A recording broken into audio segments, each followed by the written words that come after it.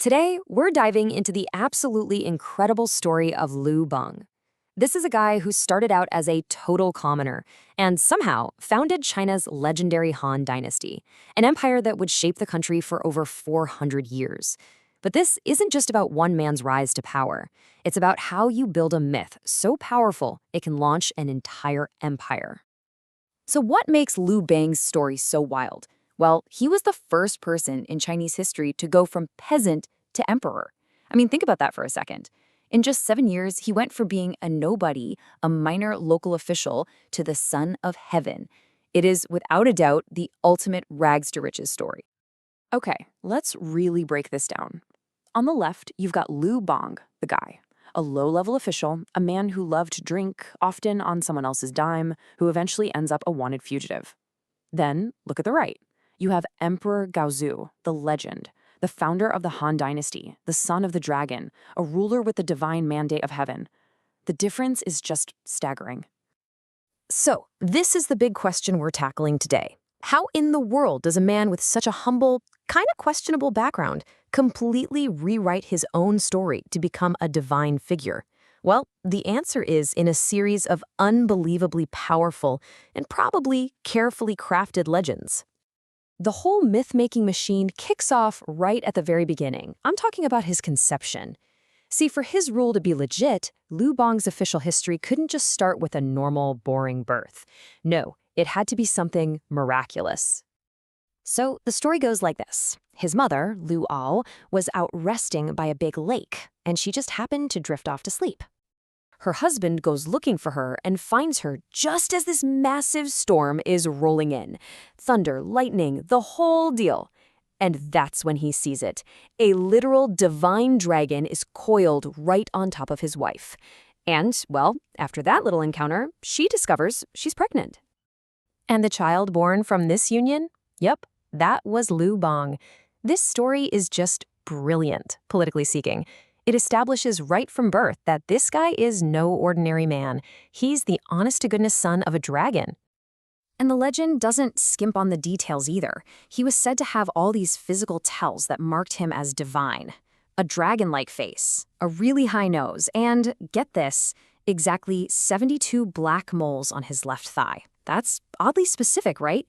It was meant as a clear sign that he was destined for greatness. No other emperor's story starts out quite this fantastical. Now, this idea of a divine face didn't just pop up at his birth. The legends claim it's also how he managed to marry way, way above his social class without spending a single coin.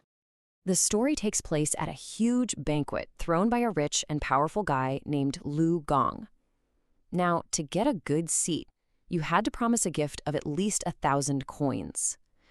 Liu Bang, who was basically broke, strolls in and brashly announces a gift of 10,000. And here's the kicker. The actual amount of money he had on him? A big fat zero. Nothing. It was a total bluff, just so he could get a good seat and some free wine.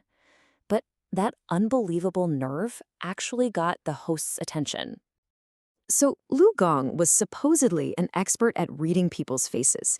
And instead of kicking this freeloader out, he's just captivated by Liu Bang's so-called dragon face. He's so convinced he's looking at a future great man that right there on the spot, he offers him his daughter, Liu Ji, the future empress, in marriage. So Liu Bang walked in looking for a free drink and walked out with a powerful wife and a major political alliance. Not a bad day. But the most famous legend of all, the one that really sealed the deal on his divine mission, happened when his career was at its absolute lowest point, when he was a criminal on the run. Okay, so here's the setup. As a local official, Liu Bang had to escort a bunch of convicts to the capital. But along the way, prisoners kept escaping.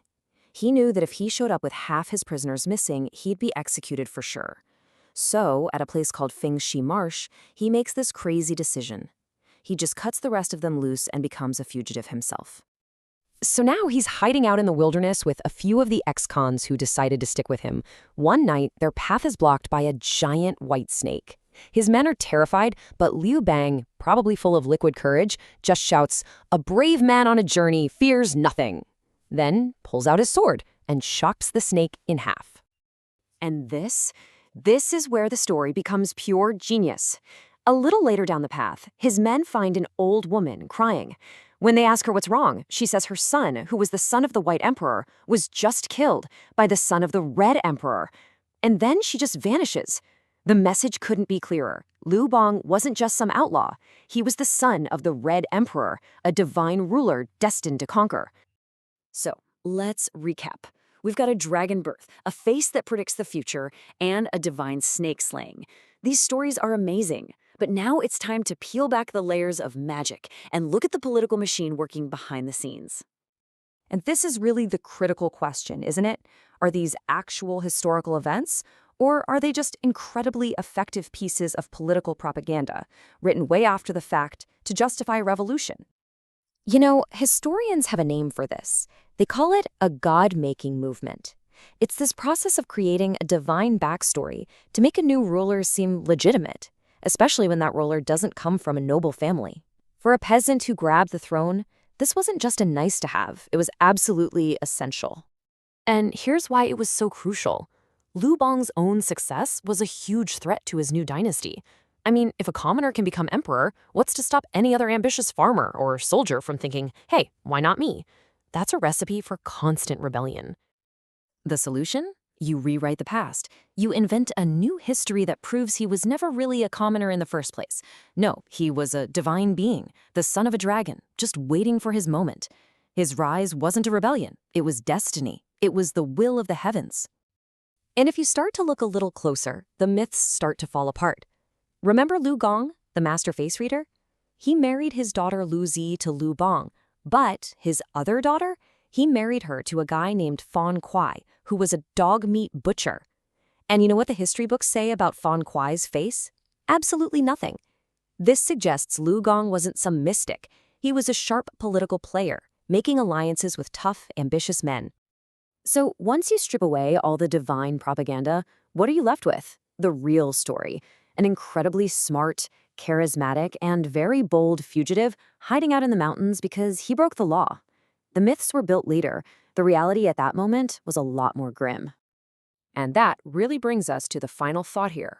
Myths are great for building a legend, but they can't win you a civil war. How does a wanted man, hiding in the mountains, go from that desperate situation to becoming the emperor of all of China? Well, that's where the myths end, and the real fight begins.